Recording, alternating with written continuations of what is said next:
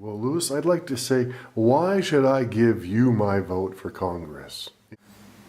Well, I'm running for Congress because my values and interests are not represented there in this district. And if your values and interests are the same as mine, you'll probably feel the way I do. I worked hard for the Bernie Sanders campaign in 2016. In the primary election, Bernie Sanders won 10 of the 11 counties in this congressional district. And that means to me that there's a lot of people who feel that we need to go in a new direction. So if you're comfortable with the direction that we're going in, then you shouldn't vote for me. But if you are uncomfortable with the way we're going in, with the direction, the polarization in our society, the fact that there's a great disparity between of wealth and responsibility in this world, the fact that government appears to be without heart. It doesn't have the central, pulsating, organizing, spiritual, and evolutionary and conscious force that I believe we need in order to unite us. I'm coming from a place of unity. I'm coming from a place of responsibility. I am a grandfather, and I want to leave a better planet for my children and my granddaughter. So what are your three, or what are a few of the most important issues? What is my message? Okay, there's three issues. Government with heart. That means government that's going to serve all the people. And of course, in the Green Party, we talk about the four values of the Green Party, which are ecological wisdom, social justice, grassroots democracy, and nonviolence. Those are the four pillars of the Green Party, and those are the things that I want to see in government. And that comes under the rubric of government with heart. Vote your conscience is the second one. In the past, we've all been voting for the lesser of two evils. And I want us to vote for the greater of four goods. We have four people running in this primary to replace the situation that we have now. Any one of them would be better than what we have now, in my opinion. But I'm trying to offer a new paradigm of political activity. And that's what's on offer. That's why I'm asking you for your vote. The third thing is bridging the divide. We're all angry with each other. The political discourse has become uncivil. It's become full of rancor and full of hostility. And I would like to be the one who brings together the two sides, finding the common ground and building on the common ground, taking the poison out of political discourse and making it civilized discourse is what I call it, where people discuss ideas, recognizing that all of us are in this together. It can't be a win-lose game, it's got to be a win-win game. I don't talk about the 99% versus the 1%. I talk about the 100%. We're all in this together. So, Louis, some people would say that voting for a Green Party candidate is really a vote for the Republican because it's going to take away from the Democratic vote. What would you say to that? Oh, that's a good question. I say vote your conscience. I say that in the end we have to be responsible for our conscience, for what is right and what is wrong. And I say that everyone should look carefully at their values. I win when people start to get in touch with their conscience.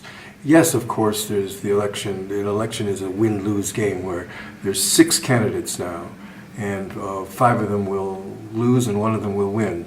I understand that.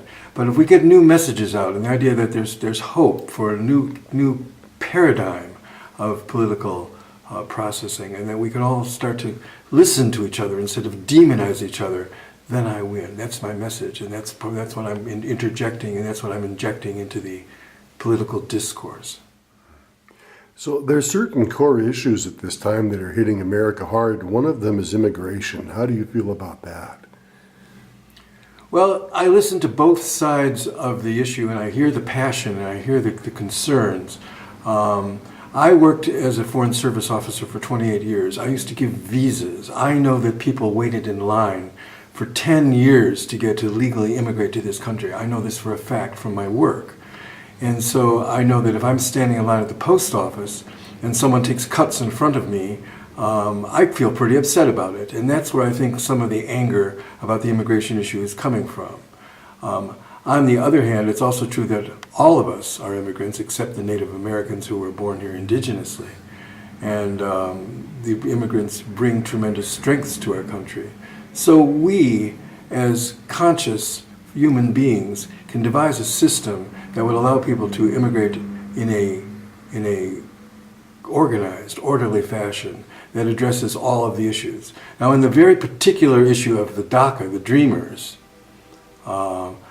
to me, this again comes back to government with heart. I say it's a no-brainer. Of course, these innocent people were brought to America without their knowledge or consent, so they've grown up in America and they become Americans, and they must be accorded all the rights and duties and privileges thereof. So as the train rolls by, Louis, here in Mount Shasta, what about the whole gun issue right now and the Second Amendment? Wow, that's a powerful question, isn't it? I like the idea that there's a different solution for rural and urban situations, because I think that the problem and the solution will be different in rural and urban communities. I live in a rural community, and there's no doubt that guns are an inherent part of the fabric here. But we have to be conscious that that some of these weapons are just not even useful for any reason other than war. The AR-15 doesn't seem to me to be something that anybody needs in either a rural or an urban setting. And the background checks, I think there's a great deal of unanimity that the background checks have got to be strengthened, tightened, and applied with more consciousness. Once again, it always comes back to consciousness. Everything I talk about, everything I'm always thinking about, but the awareness, the mindfulness, and the consciousness and the heart that we bring to these issues. It's not a matter of winning or losing, of beating people and saying, ha ha, I won.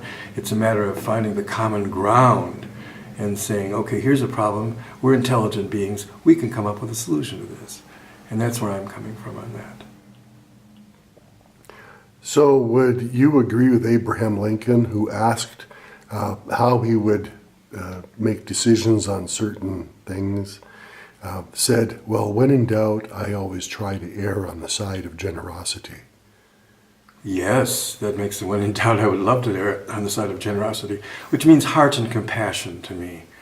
We're amazing animals. We're in between the animals and the angels. The human beings have great qualities, and we want to show them in our creative solutions for the problems that face all of us. We're being shown now more and more with technology bringing the world together as it has. We see that there's much more in common than the things that unite us are greater than the things that separate us. So that's where I'm coming from, and that's my solution to things. I like to listen to people and hear what they're really saying and find the thread, the golden thread that unites us. That's sort of my passion. Hi, I'm Louis Elbinger, and I'm running for the office of U.S. Representative for the 1st Congressional District of California.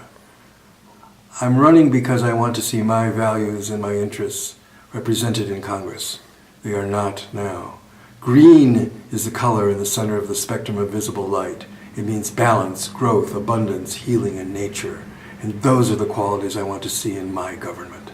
If you vote for me, those are the qualities that I am going to promote. Thank you.